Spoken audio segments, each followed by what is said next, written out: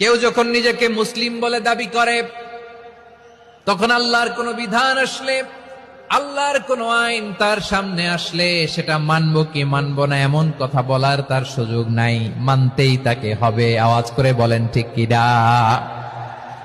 এই আয়াতের পরেই আল্লাহ বলছেন, ওয়ামা কানা লি মুমিনিন ওয়ালা মুমিনাতিন ইযা কাদাল্লাহু ওয়া রাসূলুহু আমরান আন ইয়াকুনা লাহুমুল খিয়ারাতু মিন আমরিহিম।